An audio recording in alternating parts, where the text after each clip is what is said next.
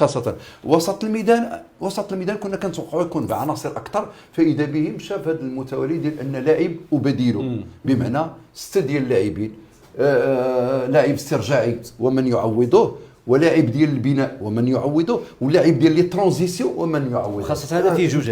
طيب إذا بحال غنتكلموا الآن ها الثلاثة الأساسيين، سفيان أمرابط، عز الدين أناحي، نائل العنوي، 3 ديال البدلاء بحسب فيزيونومية المباراة، علما أن بحال اللي ذكرنا نائل العنوي واقف باش يكون أولا هو البديل الأول سفيان أمرابط. إن غاب سفيان أمرابط راه ما غادي نغامرش في تيرغالي، راه غادي نمشي بنائل العنوي ونلعب عز الدين أناحي ونجيب إسماعيل الصباري. فإذا وسط ميدان أعتقد لما احتاج إلى 9 ديال اللاعبين في خط الدفاع، واحتاج أيضا إلى 9 اللاعبين في خط الهجوم، جا لهنا و3 ديال المراكز منهم اختار فيهم 6 ديال اللاعبين، بمعنى لاعب والدوبلور ديالو. اش بان لك في التيرغالي نسي بدر؟ شوف كاين ملاحظات، انا نقول لك كاين ملاحظات ايضا على مستوى الاداء العام ديال اسامه تيرغالي وايضا بلال خنوس. لا تقول لك مستوى خلينا في تيرغالي خنوس، خلينا تيرغالي، خلينا نمشيو تيرغالي. حضر الكثير من راه الدوزيام كان ولم ينال الفرص، وكان انا حضرت له كيجي معسكر وكيغيب معسكر على مستوى الترنح. كنت ما كاينش غير ثابت السي بدر الدين، غير ثابت على مستوى الفريق الوطني، حتى الانتظام مع الاداء. انا حسب لي تكلمنا على فاينل. لا ماشي فاينل، لا ما هضرتش على فاينل، انا تنقول لك على مستوى الحضور ديالو مع الفريق الوطني المغربي، تارة يحضر وتارة يغيب. لا غير لحظتي غتقول لي شكون هو البديل اللي غتوضع بلاصتو. شوف علاش ما فكرناش هنا السي بدر الدين عمر اللوزه، مثلا عمر اللوزه السي بدر الدين اللي كانت عليه الاضواء وكانت عليه جلول. دابا هاد اللاعب هذا فين هو الدوبلور ديالو هنا؟ هذا من غير هذا. منعم هو طرح واحد الاسم، وعندما نطرح اسم كنشوف شنو هي الموقع ديالو داخل وسط الميدان. واش عمر اللوزه لاعب استرجاعي؟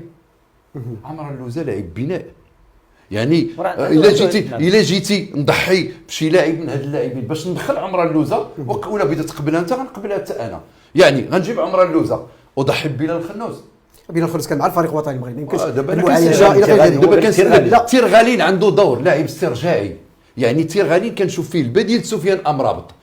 اذا هذا واضحه. لكن بالنسبه لعمران اللوزه اللي انا كنشوفه لاعب خطر نضج ما شاء الله، وكنت كنتمنى انه يتعيط له قبل باش نشوفوه في الفريق الوطني. لكن اليوم الا حضرتي عمران اللوزه غادي تضحي بلا الخنوس. حنا كنا اضفنا لما كنا كنتكلموا على وسط الميدان، تكلمنا على واحد لاعب اللي راجع من الاصابه وقدم مباريات جيده 3 أو 4 مباريات الاخيره، اللي هو اسامه العزوزي.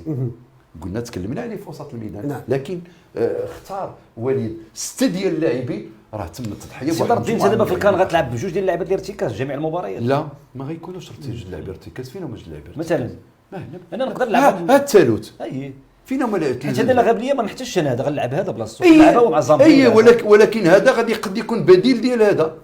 اذا هذا عندي في كيلعب واحد لا بوليفالونس. انت مزراوي بهذا الدور. لا خلينا نبقاو في وسط الميدان. انا عندي هذا الوليد هذا عنده لا بوليفالونس. التوظيف ديال عز الدين أناحي توظيف معروف، توظيف سفيان امرابط توظيف معروف. نائل العنوي ممكن ان يلعب لاعبا استرجاعيا ويلعب لك لاعب ديال التحول ديال الترانزيسيون، لانه هو اللي كيشوف فيه سليم املاح اللي مشى له. درتي واحد الملاحظه، قلتي انت في هذه السته كاينين 3 توابيت اساسيين. انا تنقول السيباري ما يمكنش ما يكونش مع الحضور على حسب طبيعه المباراه.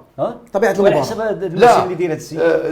منعم انت غتلعب ب3 ديال اللاعبين في الدفاع، اختار لي بين كيفاش 3 الدفاع؟ تلعب 3 في وسط الميدان. لا 3 هادو لا نقاش فيهم. ايوا ما واش غنلعب 4-4-2 ممكن ولا بجناح واحد ولا لا. شوف الا درت 4-4-2 ممكن. الا بقيت في 4-3-3 اسماعيل الصباري مادام انه حاضر بالقوه ديالو كنلعبوا في الجهه اليسرى، كنستافد منه في الجهه اليسرى، يا اما هو يا اما عبد الصمد الزلزولي، وتكون هذه ثنائيه. كان افضل من الزلزولي. شوف هذه الامور غتتضح خلال المباريات، وانت غتعرف بحالي ان المباراه الاولى امام جزر القمر غتكون مباراه مفتاحيه.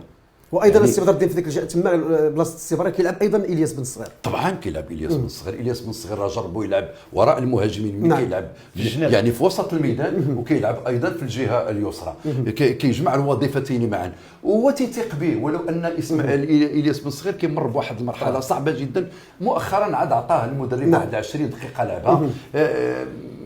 كنت كنتمنى ان الياس بن صغير يبقى غادي بداك اختيار رياضي ما غنكونش قاسي باش نحكم عليه من الان واش كان عليه ان يذهب الى باير ليفركوزن في التوقيت بالذات او لا، لانه ها هو بلال الخنوس مشى 3 ديال بلجيكا الانجليز مشى لنادي شتوتغارت وتالق فيه بشكل كبير جدا على عكس الياس بن صغير. اذا هو وسط الميدان لا خلاف. لا وسط الميدان السي بدر الدين ما فيش نقاش يعني ما فيش نقاش. لا يعني ثابت يعني